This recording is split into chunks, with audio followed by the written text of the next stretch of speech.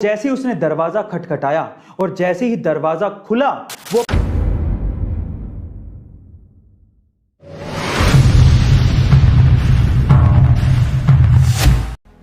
एक बार एक गरीब पति अपनी पत्नी के साथ रहता था।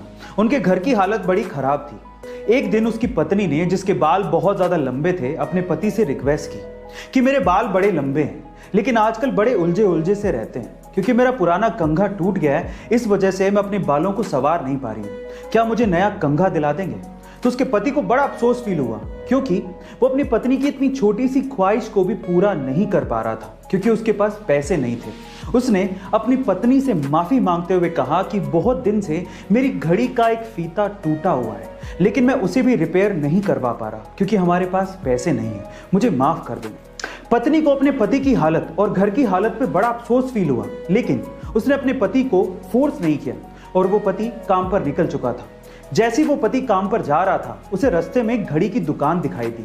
वो घड़ी की दुकान पर गया लेकिन उसने अपनी घड़ी रिपेयर नहीं करवाई।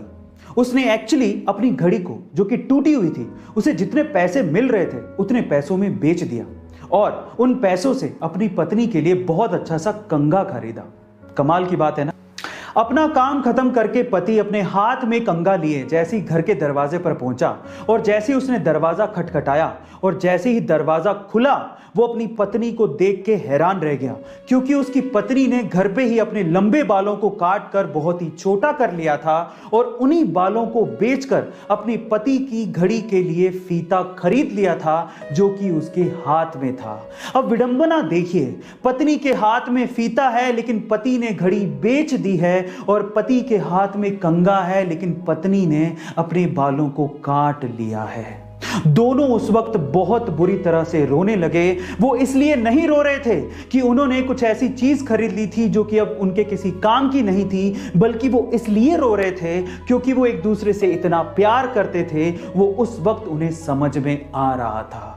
गाइस, शादियां ऐसे ही नहीं निभती। आजकल लोग जितनी जल्दी शादियां करते हैं उससे जल्दी तो तलाक की नौबत आ जाती है। मानो शादी 7 जन्मों का साथ नहीं 7 दिनों की रिवायत हो। शादियां एक दूसरे को प्यार करके, एक दूसरे को समझ के निभती हैं। अब इस कहानी से सीखने लायक बात क्या है जानते हैं? मैं आपको बताता हूं। किसी को प्यार करना कोई बड़ी बात नहीं है क्योंकि एक तरफा प्यार बहुत लोग करते हैं, पर किसी से प्यार पाना ये एक बड़ी बात है क्योंकि फैन हर किसी के नहीं होते। लेकिन आप जानते हैं कि सबसे बड़ी बात क्या है? सबसे बड़ी बात यह है कि जिससे आप प्यार करते हो अगर वो भी आपको उतनी ही शिद्दत से प्यार करता है, ये है बड़ी बात। अगर आपके पास ऐसा जीवन साथी है तो आप बहुत लकी हैं, बहुत लकी।